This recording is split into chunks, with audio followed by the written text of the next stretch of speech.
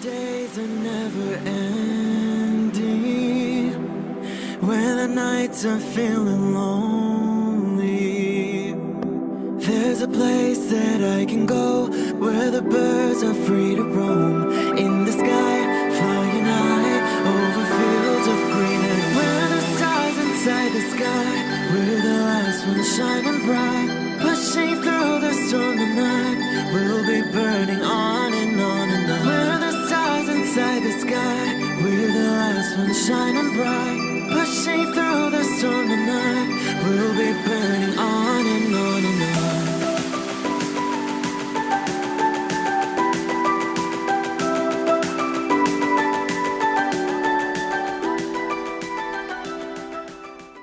Hello Capricorn, this is Inspire 2016 with your weekly tarot reading for the week commencing the 11th of November until the 18th of November 2019. The first card for you is representing, how do you feel about yourself? Your card is the Seven of Cups. Although dreaming is beautiful and provides inspiration for action, you must at some point begin to build those castles in your real life. A choice must be made even though the apparent multiplicity of options seems to paralyze you with either fear or excessive anticipation. If you are unable to make a decision because of too many options, it is time to carefully evaluate the pros and cons of each option and make a thoughtful choice. You also need to be very clear about what it is you are working towards so that you can make the best choice. Make your decision with caution, as all is not what it seems to be. Great opportunities may turn out to be major problems later on, while less enticing options may turn out to be golden opportunities. With the Seven of Cups, there is a risk of illusion. You need to separate what is real from what is illusion. Protect yourself against unclear or wishful thinking and habitual daydreaming. Oftentimes, this card shows choices and plans that have little or no basis in reality. With so many choices presented to you, it is easy to be swayed to that cup containing the snake of jealousy and cunning. Since this card is from the suit of cups, the temptation is likely to be sexual or emotional in nature.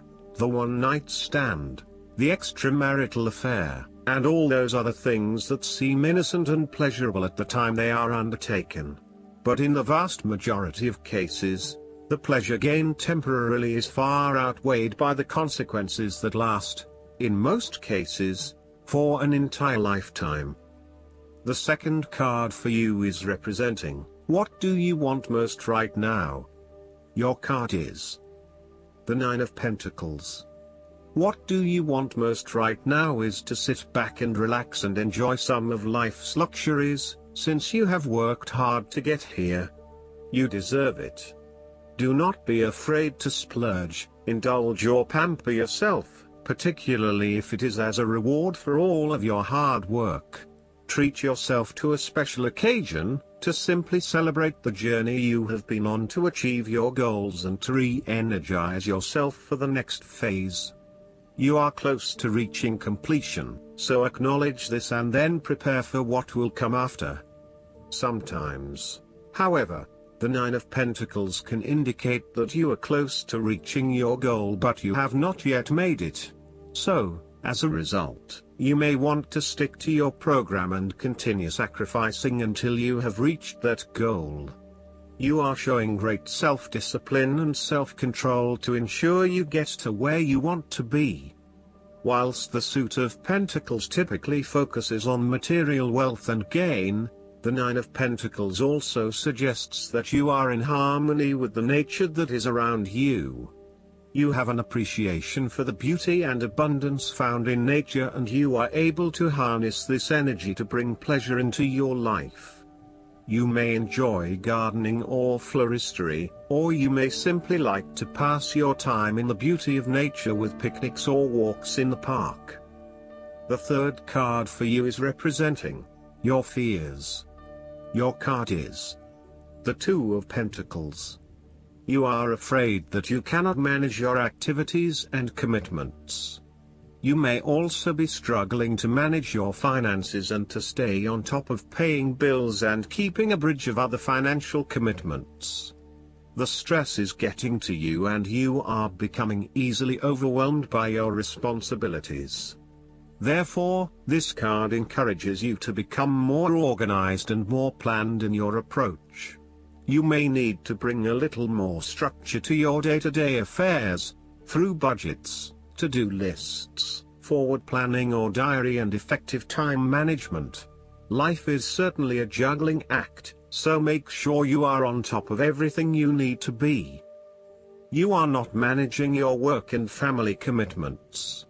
It is more than likely you are investing most of your time in work, neglecting your family or your partner.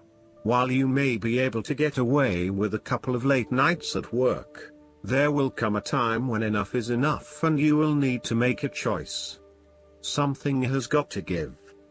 You are finding it hard to manage your finances and your cash flow may be quite unpredictable.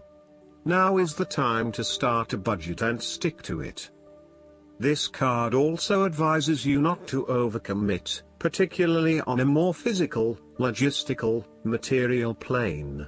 Do not commit to too many plans as a couple at this stage or make any financial commitments together. Watch your spending and also how you manage your time. You may find that you get caught up with work or other commitments at this time which distracts your attention from your relationship. It will all come down to where your priorities lie and whether you want to let other commitments interfere with your relationship, or vice versa. The fourth card for you is representing what is going for you. Your card is the Two of Cups. There will be a beautiful start to a new romance in which you experienced understanding, harmony and deep love between two souls. The seed has blossomed into a tree of appreciation. Kindness and thoughtfulness will bind your two hearts together with the feeling of being simultaneously very special to one another. This card can also refer to marriage, proposals and engagements, particularly as this card portrays what looks like a wedding or hand fasting. It is a reflection of commitment between two individuals, to say that they will go through life together, always considerate of each other's needs and wishes. This card typically points towards a relationship that is based on mutual attraction and romantic inclinations. It reflects the clear, nurturing, supportive and heartfelt exchange of emotions that is the gift of a romantic relationship. The Two of Cups represents love that is nurturing, creative, clearly focused, inspirational and equally fulfilling. The fifth card for you is representing what is going against you. The Ace of Swords. You are afraid of moving forward and lack of clarity around what your true goals and aspirations are. You have a high-level understanding, but have you been able to define this in more specific terms? This card often appears when there is a lack of clarity or complete understanding of the task at hand, and asks you to spend some more time on clearly defining in very real terms what it is you want in life. Set yourself some SMART goals, specific, measurable, achievable, realistic and time-bound, so you can be really clear on what you are working towards. Focus on the basics and do some better planning. The Ace of Swords also reflects an idea or concept which you have not yet put into action, perhaps because you are unsure about whether or not it will bring the results you want. You are having difficulty with the early stages of formulating an idea, a plan or your goals. You may have too many ideas on the go and are unable to make a decision, creating challenges with completion. The Ace of Swords identifies clouded judgment and lack of mental clarity around a specific situation. You are missing important information or evidence that will assist you in your predicament, so invest your time and energy into seeking out the truth, rather than simply taking things at face value.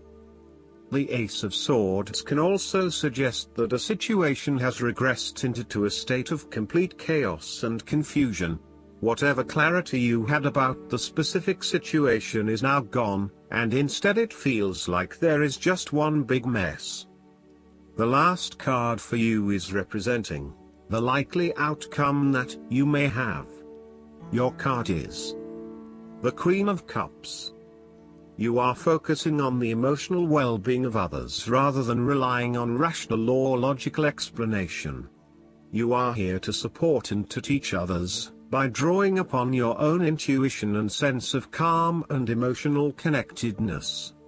Learn how those in need cope with life's challenges and share your knowledge. Hug someone you care about. The Queen of Cups can manifest as a person in your life or as a part of yourself.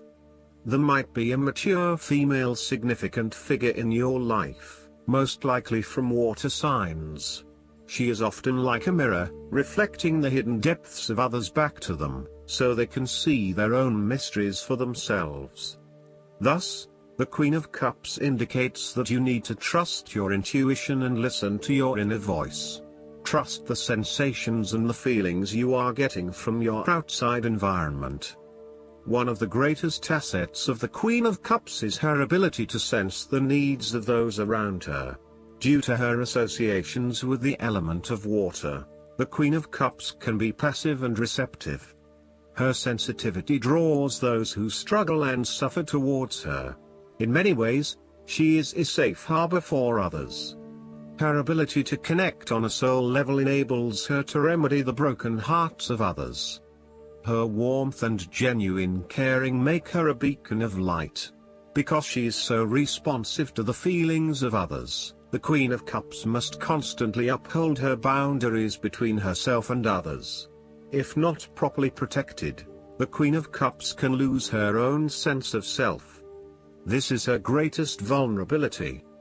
Last but not least, the guidance card for you is Release Resentments About Money. The angels sent you this card to help you to face and release resentments about money or the economy.